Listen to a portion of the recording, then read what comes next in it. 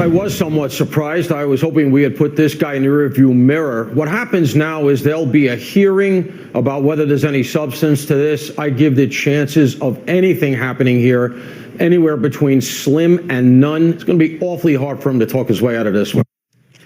Well, Brian Kohberger confessed to murdering 4 college students in cold blood. He confessed to that. Now, Brian Kohberger says he never should have admitted it, and he wants his day in court after all. He says his guilty plea was false, that his lawyers misled him, and that he wants the case reopened.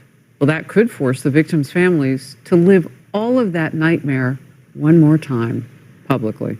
Kohberger is now acting as his own attorney. He filed a petition yesterday claiming he was convinced to falsely confess to capital murder by his own defense team because death row was imminent and quote-unquote actual guilt was not an important factor. He's currently serving 4 consecutive life sentences for murdering University of Idaho students Madison Mogen, Ethan Chapin, Xana Kernodle, and Kaylee Gonzalez in 2022. Prosecutors say the evidence remains overwhelming. His DNA on a knife sheath, his car tracked to the scene, evidence he drove there after shutting off his phone, and just 12 months ago, Kohberger willingly pleaded guilty. Are you pleading guilty freely and voluntarily? Yes.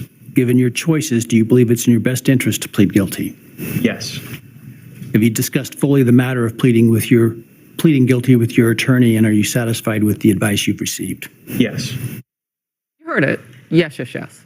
Now he tells the New York Times, my actual innocence is my truth. And the plea, hinged on by false promises and blatant disinformation, must be withdrawn. Well, Kaylee was just 21 years old when she was killed in the early morning hours of November 13th, 2022. Her mom, Christy, spoke with our own Sean Hannity.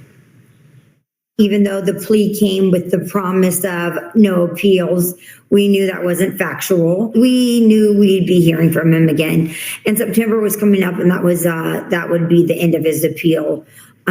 So we weren't terribly shocked. We were very confident in the evidence in this case. And hopefully, if we do go to trial this time, he will be convicted and sentenced to death. So I'm curious, Emily, if prosecutors tried him again on their own, it would be double jeopardy. Plus, he's already been found guilty because he confessed. So what do you call this? Because he gets another bite at the apple. That seems like double jeopardy, but for the victims' families. I call this a travesty. I call this a colossal waste of time. And I call this a heartbreaking reminder to those families that he is preventing them from potentially moving on. This is trash top to bottom. So this individual filled out, by the way, a 9-page survey in conjunction with his plea to the court. And he answered a series of questions that said he was pleading this freely and without any type of influence, that he knew exactly what he was doing. He answered when the judge said to him in front of everyone in court, "Are you pleading guilty because you are guilty?" He said, "Yes." In this survey, it also talked about how his attorneys had represented him, and he said everything was just fine. So he's now going back on his word because he says, everyone, when you dig into what he's actually claiming here, he says that he should have been allowed to have visitors right away, that he was looking forward to employment right away from behind bars. So keep in mind, this is also the individual that we heard from, that he was complaining about treatment from other inmates and the food and the like. So this is just a coward who took the lives of 4 people, who is now complaining because he doesn't have a stuffed animal in his bed. He's saying that the attorneys weren't forthright with him for information, so that he wasn't aware of the full scope of what it meant to plead guilty at that moment. He is now saying that he wasn't guilty at all. And keep in mind, again, which was addressed in that intro that you played, that he waived his right to an appeal. And then lastly, the bar for ineffective assistance of counsel and the bar for withdrawing your guilty plea there in Idaho. Look, I can't speak for Utah, which is a whole different circus court we're dealing with, but there in Utah, it's real high because there they don't actually mess around. So even entertaining this, unfortunately, is costing everyone more money, but it's heartbreaking the amount of time and attention that this demon is now getting once again. Yeah, you know, Kennedy, I think about those 4 families. And there was a divide. Remember when we were reporting on this, that not every family wanted to seek the death penalty. and there was forgiveness and all of that. I wonder, facing this now, might there be some rethinking of that? Like if he had gotten the death penalty, yeah, you have the appellate process, but this is nuts. Yeah, but he can't be tried again, right? Like that's my question, because obviously, like, he hates prison. It's uncomfortable. People hate him. They torture him day and night. There are inmates who stay up just to yell at him so he can't get any sleep. He's nuts. He washes his hands all day long. He's a total creepy sociopathic weirdo, and he's being tortured, and he's a soft and damaged human being, and prison is a very hard place. Good. I hope he's miserable, and I hope it's a torturous existence until he rots in hell.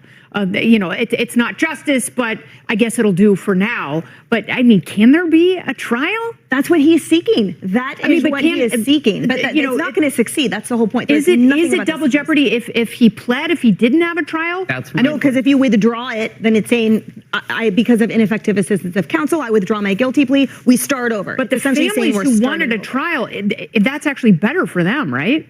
Well, it depends on, I think, which family. Because remember, some wanted that. Chapin's family did not want. Yeah. So can I just ask? And Griff, just before you get started, I'm going to ask you this.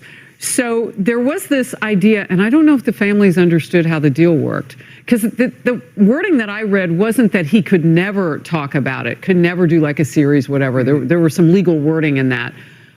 But that's different from he won't do it, because clearly he will do it. And I think the wording was he won't do this in there. And what kind of a deal was that? Well, I mean, it's pretty clear from what we can read about this that this wasn't expected. And there was an understanding, I think, they need to watch Netflix. They were going to have to worry about that. But anything can happen. It's really helpful to have Emily here on the couch with us today, because you are an attorney, I'm not. But you've mentioned the bar for claiming ineffective legal counsel. He throws out there, they left out exculpatory evidence. Oh, and prison conditions I was misled about. But the bar would be if there was actual evidence, exculpatory evidence that was withheld, or his attorneys didn't review it and bring it in there that could have made him perhaps not guilty, then that would be how you get to like a trial. Not the fact that you don't like prison. He knew what prison was like. Right. He had been studying it every day. That is so true. So there is a little bit, and I don't know, the ins and outs of this because we don't have the DNA report. But one thing that he said, did you see the little letter that he wrote in his handwriting about like this petition and everything? One thing was that apparently there was some hair in one of the victims. Did you read this? And he says he didn't know about that. Now, I don't know. Maybe that speaks to some kind of evidence that you're talking about. I want to get back into this case, but I also want to believe what you say. We don't need to, because he's not going to win a second bite at the apple. And in the analysis of exculpatory evidence, it's not the existence of such. It's not, we have a test, we have someone that just entered the scene and they say this. Think about how many people that the Innocence Project, for example, are representing going after in terms of trying to represent in court. And they say, look, there's this, and how hard it is to cross that bar, to overturn something, to go back, open the record, reanalyze, and determine that, yes, a catastrophic mistake or a catastrophic decision had been made. So here the analysis would be, does that actually outweigh all of the probative evidence, all of the free and willing admissions he made in court, in the survey, et cetera? And also, not to bring up Utah again, but remember, we see the defense counsel all the time putting in motions and arguing, and most of us are like, oh, what are you doing? Well, they are exercising every possible opportunity on behalf of their client so that he doesn't argue ineffective assistance of counsel, so that they can look him in the face and say, we tried everything, even if we failed. So here, the attorney certainly tried it. There's nothing that they didn't do that he actually has a case on to say, look, they didn't even show ineffective assistance of counsel, guys. That's egregious. So that's does he win in getting this moved to Utah, yes or no? Oh no, I'm bringing that up as a contrast of what we're seeing. No, but Utah's being talked to. I mean, Tyler Robinson. Yeah, they won't change the venue. I just wanted to add this, since Emily laid out the legal aspects of this so succinctly, just how evil he is.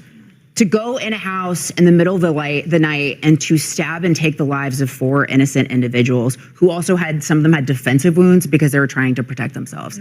To do that in the middle of the night and to take those lives.